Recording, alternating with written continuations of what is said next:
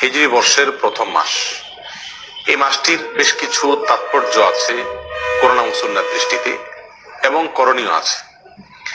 পাশাপাশি এই মাস সম্পর্কে বেশ কিছু ভুল ধারণা আছে, বেশ কিছু কুসংস্কার আছে। তো এই মাসের তাৎপর্য, গুরুত্ব, করণীয় এবং বর্জনীয় এই তিন বিষয়ে আমরা সংক্ষেপে কিছু কথা শুনবো আল্লাহ সুবহানাহু ওয়া তাআলা তৌফিক দান করলে। মুহররম মাস এটা সম্মানিত 4 মাসের একটা মাস। আল্লাহ সুবহানাহু ওয়া তাআলা কোরআনে কারীমের ভিতরে 4টি মাস সম্মানিত হওয়ার কথা বলেছেন। সূরা তাওবায় সেই 4টি মাসের সম্মান প্রসঙ্গে একাধিক আয়াতে আল্লাহ সুবহানাহু ওয়া তাআলা বিস্তারিত আলোচনা করেছেন। সেই সম্মানিত 4 মাস কোন কোন মাস সে ব্যাপারে আবু বাকরাতা রাদিয়াল্লাহু তাআলা আনহু বর্ণিত সহিহ বুখারীর হাদিসে আসছে, নবী সাল্লাল্লাহু আলাইহি ওয়াসাল্লাম বলেছেন, সালাতুন মুতাওয়ালিয়াত, 3টি হলো ধারাবাহিক মাস, আর সেই 3টি হলো জিলকদ, জিলহজ এবং এই যে মুহররম মাস এটি। আর আরেকটি মাস হলো ওয়া রজব ও মুদর আল্লাযী বাইনা জুমাদা ওয়া শাবান। আরেকটা হলো রমজানের আগের মাসের আগের মাস রজব মাস, যেটা জুমাদা সানি এবং শাবানের মাঝামাঝি মাস, সেইটা হলো 4র্থ মাস। আর এই 3টা মোট 4টা মাস। এই মাসগুলোকে আল্লাহ সুবহানাহু ওয়া তাআলা সম্মানিত বলে ঘোষণা করেছেন এবং এই মাসগুলোকে আল্লাহ সুবহানাহু ওয়া তাআলা মর্যাদা দিয়েছেন। আর সেজন্য এই মাসগুলোকে সম্মান দেওয়া, এগুলোর মর্যাদা দেওয়া একজন ইমানদার হিসেবে আমাদের সকলের কর্তব্য। এই মাসগুলোতে পাপাচার না করা। আল্লাহ সুবহানাহু ওয়া তাআলা বলেছেন, ফালা তাযলিমু ফিহিন্না আনফুসাকুম, এই সম্মানিত মাসগুলোতে তোমরা নিজেদের প্রতি নিজেরা অবিচার করো না। মুফাসসিরিন ইকরামের অনেকেই বলেছেন এখানে অবিচার করা বলতে পাপাচার করা, গুনাহের কাজ করা। অর্থাৎ অন্য সময় গুনাহের কাজ করা তো জঘন্য, এই সম্মানিত মাসে গুনাহের কাজ করা, পাপের কাজ করা, অন্যায় করা আরো বেশি জঘন্য। কারণ একটা অন্যায় কাজ একজন সম্মানিত মানুষের সামনে করা, এটা ডবল অন্যায়। সম্মানিত মানুষের অসম্মান হয়, আবার অন্যায় কাজ করা হয়। এই জন্য এই মাসগুলোতে অন্যায় থেকে বেঁচে থাকার জন্য বিশেষভাবে চেষ্টা করা দরকার, সচেষ্ট থাকা দরকার। কারণ আল্লাহ তাআলা এই মাসগুলোকে কি দিয়েছেন? সম্মান দিয়েছেন। আল্লাহর সম্মান, আল্লাহর দেওয়া সম্মান রক্ষা করার জন্য এই মাসগুলোতে পাপের কাজে একটু পিছপা হওয়া একজন মুমিনের উচিত এবং নেকের কাজে, রুটিন নেকের কাজ যেগুলো, সেগুলোতে অগ্রসর হওয়া উচিত। অতএব এই সম্মানিত মাসের অন্যতম প্রধান এই করণীয়, এটি আমরা মাথায় রাখবো ইনশাআল্লাহ। এই মুহররম মাস আবার সম্মানিত মাসগুলোর ভিতরে অনেক উলামা ইকরামের মতে সবচাইতে শ্রেষ্ঠ। সম্মানিত যে 4টা মাস আছে তার ভিতরে সবচাইতে শ্রেষ্ঠ, এবং রমজানের পরেই মর্যাদার বিচারে শ্রেষ্ঠ মাস হলো এই মুহররম মাস। মুহররম শব্দের অর্থই হলো সম্মানিত। মুহররম শব্দের অর্থই কি? সম্মানিত। এই মাসটার নামই হলো সম্মানিত মাস, এবং হাদিসে এটাকে আল্লাহর মাস বলা হয়েছে। সব মাসই আল্লাহর, সব দিনই আল্লাহর, সব সময় আল্লাহর, কিন্তু এটাকে হাদিসে নবী করিম সাল্লাল্লাহু আলাইহি সাল্লাম শাহরুল্লাহ, সহিহ মুসলিমের হাদিসে শাহরুল্লাহ বলেছেন, অর্থাৎ আল্লাহর মাস। আল্লাহর দিকে সম্বন্ধ করে এই মাসটির মর্যাদা আরো বৃদ্ধি করা হয়েছে। এজন্য সম্মানিত 4 মাসের ভিতরে আবার এই মুহররম মাসের সম্মানটা তুলনামূলক বেশি। সেজন্য এই মাসটার প্রতি আমরা বিশেষ খেয়াল রাখবো ইনশাআল্লাহ। প্রিয় ভাইরা, একটা কথা আমরা বারবার বলে থাকি, সেটা হলো সম্মানিত মাস কখন আসে কখন যায় আমাদের দেশের সাধারণ মানুষ বেশিরভাগ লোক জানেও না। আপনি যদি বুঝতে পারেন যে এই যে চাঁদটা উঠতেছে সামনে, এই মাসটা সম্মানিত মাস, তাহলে আপনি ওই মাসের সম্মান দেখানোর চেষ্টা করতে পারেন। কিন্তু আপনি টেরই না পান কখন মাস আসলো কখন গেল, কোনটা সম্মানিত কোনটা সাধারণ, তাহলে তো আপনি সে মাসের সম্মান দেওয়া, মর্যাদা দেওয়ার সুযোগই পাবেন না। এই জন্য এই ধারণাটি বিলুপ্ত হয়ে গেছে, যেহেতু সমাজ এটার ব্যাপক প্রচার করা দরকার। যে বছরে হিজরি বর্ষের 12টি মাসের মধ্যে 4টি মাসকে আল্লাহ তাআলা সম্মানিত ঘোষণা করছেন কোরআনে। খুচরা কোনো বিষয় কোরআনে থাকে না, এবং সেই সম্পর্কে আল্লাহ তাআলা বিশদ বিবরণ দিয়েছেন। সম্মান কিভাবে আমরা দেখাবো, পাপাচার করা যাবে না ইত্যাদি, যুদ্ধ বিগ্রহ করা যাবে না। এবং এই সম্মানিত 4 মাসের বিস্তারিত বিবরণ নবী করিম সাল্লাল্লাহু আলাইহি ওয়াসাল্লাম সহিহ বুখারীর হাদিসে বর্ণনা করেছেন। অতএব একজন মুসলিম হিসাবে আমাদের কর্তব্যের অংশ হলো এই মাসগুলো যখন আসে বিশেষভাবে নড়ে চড়ে বসে সম্মান করা। আপনি একভাবে বসে আছেন ঠ্যাং ট্যাং সব মেলে দিয়ে, হঠাৎ করে আপনার শ্বশুর আসছেন, আপনার ভেতরে এক ধরনের পরিবর্তন আসবে কিনা? একটু নড়ে চড়ে বসবেন কিনা? আপনার বাবা আসছেন, একটু নড়ে চড়ে বসবেন কিনা? এর মানে আপনি তাকে সম্মানিত মনে করছেন। একজন সাধারণ মানুষ আসলে হয়তো আপনি নড়ে চড়ে বসবেন না, কিন্তু আপনার সম্মানিত কোনো মানুষ আসলে আপনার মধ্যে এক ধরনের পরিবর্তন আসবে। এই জন্য ভাই, সম্মানিত 4টি মাস যখন আসে, একজন মুমিন নড়ে চড়ে বসবে। সে যদি মুহররম মাস আর সফর মাস এই দুটার ভিতরে তার কোনো কি না থাকে, তার কর্ম, তার কথা, তার কাজ কাম ইত্যাদি যদি কোনো ব্যবধান না থাকে, তার মানে আল্লাহ যে মাসটাকে সম্মান দিলেন সেটাকে সে কেয়ার করলো না। ঠিক না বেঠিক?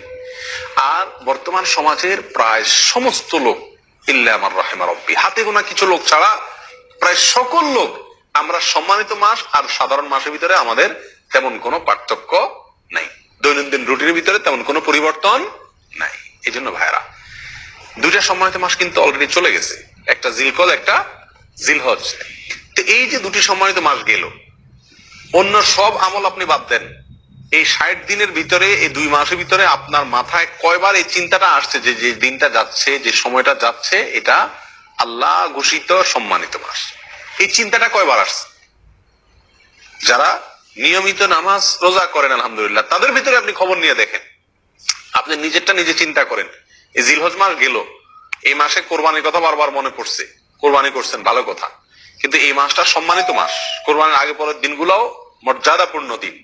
এই কথাটা অন্তত মাথায় আসছে, মর্যাদা, এটা মাথা আসলেও তো এটার প্রতি বিশেষ সম্মান মন থেকে তৈরি হয়। ঠিক না ঠিক? সেটাই বা আমাদের কতবার হয়েছে? এর উত্তরে আমার মনে হয় বেশিরভাগ লোক বলবেন যে একবারও হয়নি। কি বলেন, আপনাদের কয়জনের মনে পড়ছে যে এটা সম্মানিত মাস? বলেন। একজন পাওয়া গেছে। তো ভাইরা, সেজন্য এই মাসটি সম্মানিত, এই মাসটি মর্যাদাপূর্ণ, এই ধারণাটি সমাজে ব্যাপকভাবে প্রচার করা দরকার। সামনের যে মাসটি আসছে সেটি এই সম্মানিত মাসের সিরিয়াল বাই 3টি মাসের শেষ মাস, আবার সেটা হলো মর্যাদার দিক থেকে সবচেয়ে সম্মানিত।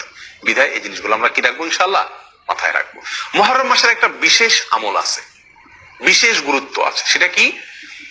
সহিহ মুসলিম হাদিসে আছে, নবী করিম সাল্লাল্লাহু আলাইহি ওয়াসাল্লাম ইরশাদ করেছেন যে আফদালুস সিয়ামি বা'দা রমাদান শাহরুল্লাহিল মুহররম, রমজানের পরে সবচেয়ে উত্তম রোজার মাস হলো মুহররম মাস, আল্লাহর মাস মুহররম মাস। নবী সাল্লাল্লাহু আলাইহি ওয়াসাল্লাম এখানে কি বলেছেন? আল্লাহর মাস বলেছেন। রমজানের পরে সবচাইতে উত্তম, সম্মানিত, মর্যাদাপূর্ণ মাস হলো আল্লাহর মাস মুহররম মাস। অর্থাৎ রমজানের পরে নফল রোজার শ্রেষ্ঠ মাস, নফল রোজার শ্রেষ্ঠ মাস হলো মুহররম মাস। নবী সাল্লাল্লাহু আলাইহি ওয়াসাল্লাম যে মাসকে নফল রোজার জন্য সবচেয়ে শ্রেষ্ঠ বলেছেন, সেই মাসে আমরা আশুরার রোজা বাদ দিই। আশুরার একটা বিশেষ তাৎপর্য আছে। মাস হিসাবে মুহররম মাসে নফল রোজা রাখার তৌফিক কয়জন মানুষের হয় বলেন? খুবই কম। অন্তত 1-2টা রোজাও যদি আপনি সারা মাসে রাখেন, এই নিয়তে যে নবী সাল্লাল্লাহু আলাইহি ওয়াসাল্লাম এই মাসে বিশেষ নফল রোজা রাখতে বলেছেন, আমি সেটার উপর আমল করার জন্য তো 1-2টা রোজা রাখলাম, তবুও তো আপনি হাদিসের উপরে কি করতে পারলেন? আমল করতে পারলেন। এই জন্য এই জিনিসটা খুব মাথায় রাখা দরকার, চেষ্টা করা দরকার ছুটির দিনগুলোতে বা যখন সুযোগ হয় এই মুহররম মাসে কিছু নফল রোজা রাখা। নবী করিম সাল্লাল্লাহু আলাইহি ওয়াসাল্লাম রমজানের পরে এই মাসের নফল রোজাকে শ্রেষ্ঠ বলেছেন। অবশ্য আমাদের আয়েশা বর্ণিত অন্য হাদিসে আসছে নবী সাল্লাল্লাহু আলাইহি ওয়াসাল্লাম রমজানের পরে সবচেয়ে বেশি রোজা রাখছেন শাবানে। তো উলামায়ে কেরাম বলেন, এই মাসে যদি রোজা রাখা সবচেয়ে শ্রেষ্ঠ হয়, তাহলে শাবানে তিনি বেশি কেন রাখলেন? এর উত্তর হলো যে এই মাসের শ্রেষ্ঠত্ব এবং এই মাসে রোজা রাখা যে উত্তম, এই কথা আল্লাহর পক্ষ থেকে যখন ওহী আসছে, তার আগেই, তারপরে নবী সাল্লাল্লাহু আলাইহি ওয়াসাল্লাম আর এই মাসে রোজা রাখার সুযোগ পান নাই। এটা শেষ মুহূর্তে আসছে জীবনে, তার আগে তিনি ইন্তেকাল করেছেন। তারপরে তার মানে শাবান হলো তৃতীয় শ্রেষ্ঠ নফল রোজার জন্য। রমজান ফার্স্ট, সেকেন্ড হলো মুহররম, এরপরে 3 নম্বর অবস্থান হলো কোন মাসের? শাবান মাসের। তো শাবান মাসে নবী সাল্লাল্লাহু আলাইহি ওয়াসাল্লাম বেশি বেশি নফল রোজা রাখছেন, কারণ তিনি সেটা আমলের সুযোগ পাইছেন। আর মুহররমেরটা তিনি বলছেন কিন্তু নিজে করার সুযোগ পান নাই, তার আগে ইন্তেকাল করেছেন। তাহলে আমরা তার এই নির্দেশনা অনুযায়ী মুহররম মাসে বেশি বেশি নফল রোজা রাখার চেষ্টা করবো ইনশাআল্লাহ। ঠিক আছে রে ভাই? এটা গেল মুহররম মাসের করণীয় প্রসঙ্গে। এই মাসে এই একটি মাত্র মূল করণীয়, বিশেষ সম্মানিত মাস হিসাবে যা যা তা তো আছেই, মুহররম মাস হিসাবে এই মাসের মূল করণীয় হলো এই মাসে বেশি বেশি কি রাখা? নফল। প্রিয় ভাইরা, এই হলো মুহররম মাস উপলক্ষে করণীয়। একমাত্র করণীয় হলো এই মাসে বেশি বেশি নফল রোজা রাখা। আর সম্মানিত মাস হিসেবে গুনাহের কাজ কম করা, নেকির কাজ ভালো করে বেশি করে করার চেষ্টা করা, যুদ্ধ বিগ্রহ না করা। এই মাসের একটা বিশেষ দিন আছে আশুরা। যেটা মুহররমের 10 তারিখে হয়ে থাকে। এই আশুরা উপলক্ষে আমাদের বেশ কিছু করণীয় আছে, আবার কিছু বর্জনীয় আছে। করণীয় কাজ কি সে বিষয়ে বলার আগে বলতে চাই, নবী করিম সাল্লাল্লাহু আলাইহি সাল্লাম মক্কা থেকে যখন মদিনায় হিজরত করে আসলেন, তিনি দেখলেন যে মদিনার মানুষেরা, ইহুদিরা, মদিনায় ইহুদিদের বসবাস ছিল, তাদেরকে তিনি দেখতে পেলেন যে তারা আশুরার দিন অর্থাৎ মুহররমের 10 তারিখে রোজা রাখে। তখন নবী করিম সাল্লাল্লাহু আলাইহি সাল্লাম তাদেরকে জিজ্ঞেস করলেন যে তোমরা এই দিনে রোজা রাখো কেন, রহস্য কি, কি কারণে রোজা রাখো? তখন ইহুদিরা নবী সাল্লাল্লাহু আলাইহি সাল্লামকে জবাব দিলেন যে এই দিনে আমরা রোজা এই জন্য রাখি যে এই দিনে আল্লাহ সুবহানাহু ওয়া তাআলা তার নবী, আমাদের নবী অর্থাৎ বনী ইসরাইলের নবী, ইহুদিদের নবী মুসা আলাইহিস সালামকে এবং তার জাতি বনী ইসরাইলকে আল্লাহ তাআলা মুক্তি দিয়েছেন। ফেরাউনের অধীনে তারা কৃতদাস হিসাবে দীর্ঘদিন বন্দী ছিলেন, জুলুমের শিকার ছিলেন। আল্লাহ তাআলা তাদেরকে মুক্তি দান করেছেন, ফেরাউনকে ডুবিয়েছেন সমুদ্রে, ফেরাউনকে ডুবিয়েছেন, আর মুসা আলাইহিস সালামকে এবং বনী ইসরাইলকে আল্লাহ তাআলা রক্ষা করেছেন। তাহলে বনী ইসরাইল জাতির প্রতি মুসা আলাইহিস সালামের প্রতি আল্লাহ তাআলা অনুগ্রহ নাজিল করেছেন, তাকে এবং তার জাতিকে স্বাধীনতা দিয়েছেন, মুক্তি দিয়েছেন। আর সেই জন্য আমরা তার উম্মত হিসাবে শুকরিয়া আদায় করে এই দিন রোজা রাখি। নবী করিম সাল্লাল্লাহু আলাইহি সাল্লাম তাদের এই কথা শুনে বললেন, নাহনু আহাক্কু বিমূসা, তোমরা মুসা আলাইহিস সালামের অনুসারীর দাবি করো ঠিক আছে, কিন্তু মুসা আলাইহিস সালামের অনুসারী হিসাবে তোমরা যত না সত্য, তার চাইতে বেশি সত্যবাদী অনুসারী হিসাবে আমরা। অতএব মুসা আলাইহিস সালামের প্রতি আল্লাহর অনুগ্রহ নাজিল হয়েছে এই দিনে, সেই উপলক্ষে তোমরা যদি শুকরিয়া আদায় করে আল্লাহর কাছে রোজা রাখো, তাহলে আমাদের রোজা রাখার অধিকার আরো বেশি। এই নবী সাল্লাল্লাহু আলাইহি সাল্লাম তখন সাহাবা একরামকে বললেন যে তোমরাও কি করবে, আশুরার দিনে রোজা রাখবে, তবে ইহুদিদের সঙ্গে ব্যতিক্রম করবে। ইহুদিদের সঙ্গে কি করবে? ব্যতিক্রম করবে। আর ব্যতিক্রমটা হলো এই যে তারা একটি রোজা রাখে, আমরা দুইটা রাখবো। তারা রাখে শুধু আশুরার দিনে, আমরা রাখবো তার সাথে আরেকটা রোজা যোগ করে।